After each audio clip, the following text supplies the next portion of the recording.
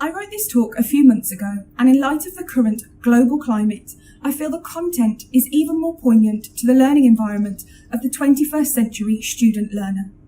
The dreaded C word might have forced some of you watching into brand new ways of working, from Zoom calls, electronic diary reminders, WhatsApp group chats, virtual tours, morning and afternoon conferences, and an endless feeling of being connected to each other. I know within a matter of 24 hours, I went from delivering a practical-based subject in a classroom to being sat in front of my PC delivering online conferences every day. It's been a bit of a shock to the system. However, I'm here today to inspire the way in which we build purposeful relationships with our learners through the use of digital technology. A relationship that is becoming much more compulsory in some education settings. Digital technology is constantly evolving and can transform the student experience. However, there is an urgency for us to challenge our own misconceptions, misuses, or never uses of technology in the classroom. To really help convey this, I would like you all to cast your minds back to the last time you had a bad date. That's right, a bad date. Bear with me on this one. There comes a time in everyone's life when you find yourself on a date that is so terribly cringeworthy, even the flashbacks send immediate chills down your spine. The awkward silences, the uneasy feeling in the pit of your stomach, sat desperately trying not to zone out, wishing the floor would swallow you whole, sat trying to concentrate on your date, wondering, why did he decide to wear ankle socks with brogues? Sounds painful, right? Not to mention having to relive the ordeal over and over and over while sharing with friends in the compulsory post-date debrief, where you find yourself saying, I just want to find someone and have that connection. Now, I'm sorry if I've unearthed a painful experience for some of you watching. However, I know in some way you can all relate to that innate tension an awkward date can bring. On the other hand, a good date just feels right and can be an unforgettable experience, where the conversation free flows to the point where you forget to check the time or even send a text to friends to confirm you haven't been catfished. A great date just feels right, and the same should be said for any experience with our student culture. We should have to seek to create rich and memorable experiences, to create a great educational date. Whether it's a 2-hour lecture or a random tutorial, we should strive to connect with our students at every opportunity.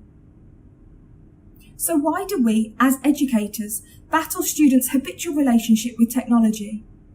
Why do we create classroom tensions when trying so hard to stop this natural digital partnership?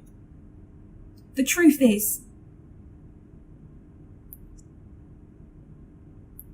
it's a result of our own digital insecurities, and the thought of trying something new with technology creates those very feelings I mentioned a moment ago. No one wants to take on a blind date with technology, for many reasons. 1, there is a fear of the unknown. 2, it's hard to break personal habits. 3, you question your abilities, causing self-doubt. 4, you're afraid of losing control. And 5, poor connection. I hate to admit it, but we are out of touch with our students and their digital capabilities, and even more out of touch with our own. If we apply this dating concept to educational experiences, it's not to say we should shy away from the tension the bad experiences create. We should, however, harness this energy and use it to nurture better levels of connectedness. We should seek to tackle our individual skills and finding engaging ways to better prepare ourselves for the tech-savvy audiences we are now faced with. As a millennial, I see this tension with technology regularly, not only in my own practice, but from those around me. I've experienced training sessions with the classic talk and chalk, and I've even witnessed death by PowerPoint. I've also seen teachers shy away from harnessing the power of digital technology through fear of failure. But worst of all, I've seen the teacher who feels the need to use PowerPoint just because, and overuses the fade, zoom, or floating function on every single slide, emphasising every single word. Sound familiar? I hate to say it, but we have knowingly created an unbalanced relationship with technology.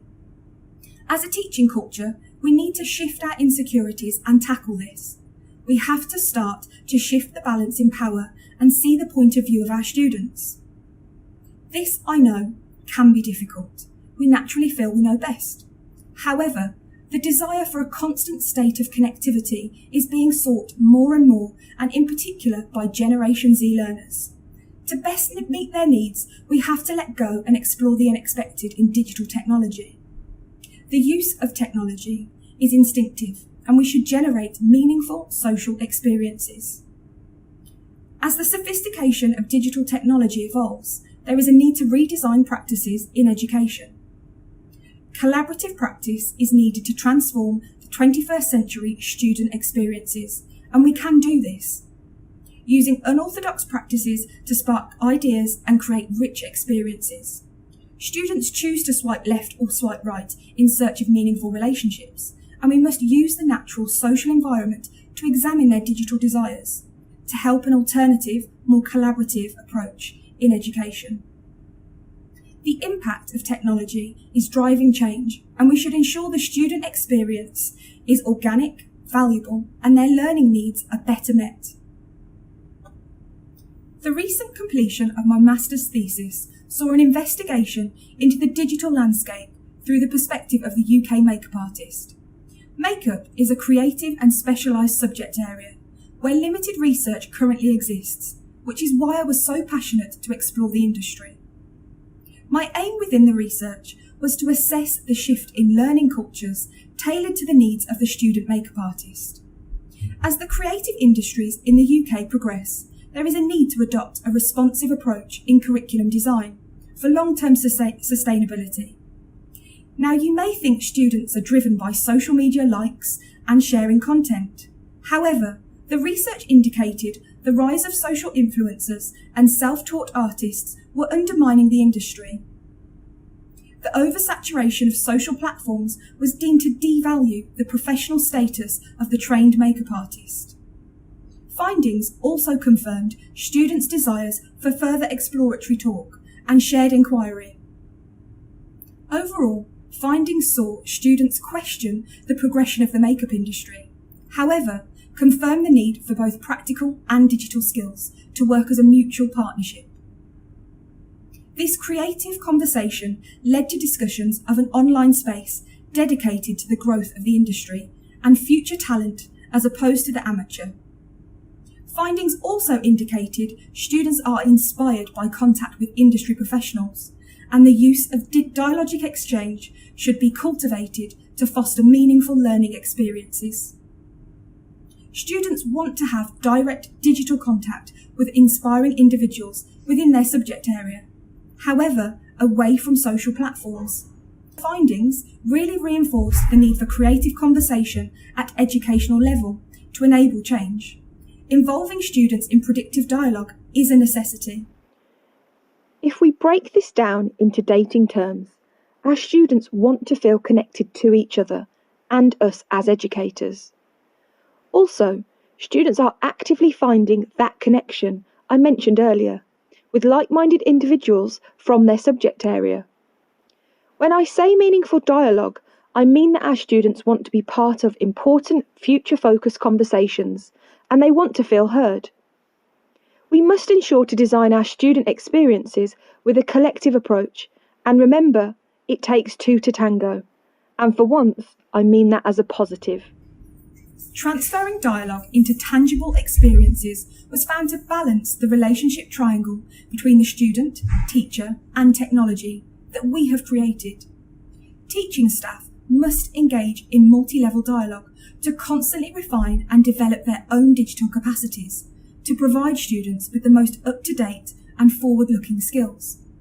Understanding students' perceptions could further develop the curriculum, an educational responsibility that should enable currency to flourish, ultimately ensuring a visionary curriculum is delivered.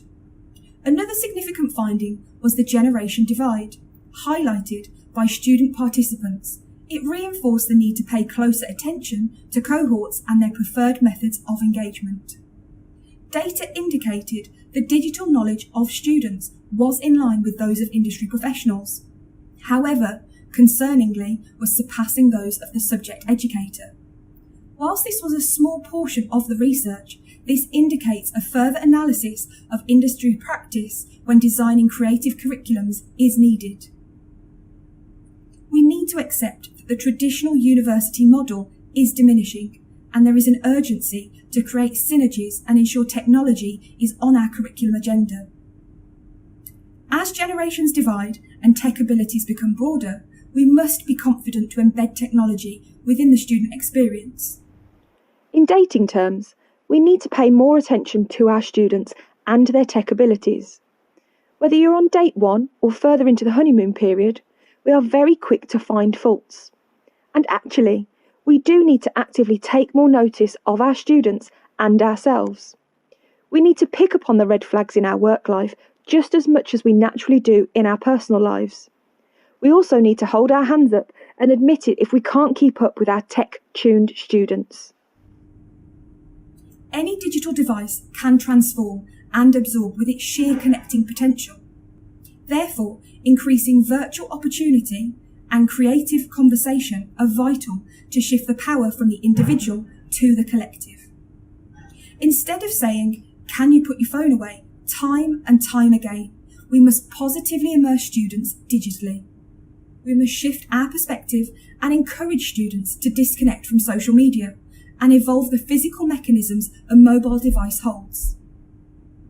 Let's turn a phone into a compass, a musical instrument, or even a performance platform. Let's empower students to work collectively in the physical and the digital. I know you are probably thinking, it's easier said than done, and you may have attempted to try something different in the classroom and it failed miserably. However, use those mistakes to reframe your ideas and try again. Adopt a positive mindset and develop creative solutions to evolve your original idea. I know you might be thinking, well, Laura hasn't really shown us a fancy piece of new technology, so she doesn't really know how to apply this. But when I was planning for my talk today, I really thought about the purpose, and I really didn't want to be that person who used technology for the sake of it. If I rewind to 8 months ago, at the time of writing this talk, it was already clear at that point that the education sector required further investment in digital delivery methods to engage and connect with students to stay relevant. Reviewing today, COVID-19 has forced many industry sectors to adapt, and a fortunate and welcome byproduct of the pandemic has meant that the education sector is now heavily reliant on technology to deliver the student experience. I know in my practice I now face struggles in keeping students connected, and whilst we have perhaps shifted from one extreme to another overnight in our uses of digital technology, when the balance is finally restored within the education sector, it's safe to say that the digital foundations will have improved. It really will be the definition of evolution. All healthy relationships are under a constant state of evolution. We must consciously find a balance to form strong partnerships. With this in mind, it really is important we begin to embrace the fear of the digital unknown and craft existing curriculums that evolve with the students' knowledge. This should be an obligation and commitment to the development of digital education. To those of you watching who might have sat through an awkward lecture or training session where technology went horribly wrong, we are sorry, and even more sorry that we can't promise it won't happen again. However, we are all human, and we all get those first date nerves, especially when all eyes are on us. To the students watching, please don't ghost us. You wouldn't give up on love so easily, so unblock and don't be afraid to reconnect. I'm asking you to reboot and give technology a second chance. In dating terms, the second date is your opportunity to show who you really are, without the awkward silences, the distractions, and the overthinking.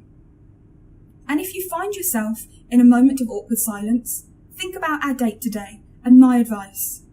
Ignite purposeful student dialogue, anticipate the future of education, explore meaningful uses of technology, and evolve with the student culture.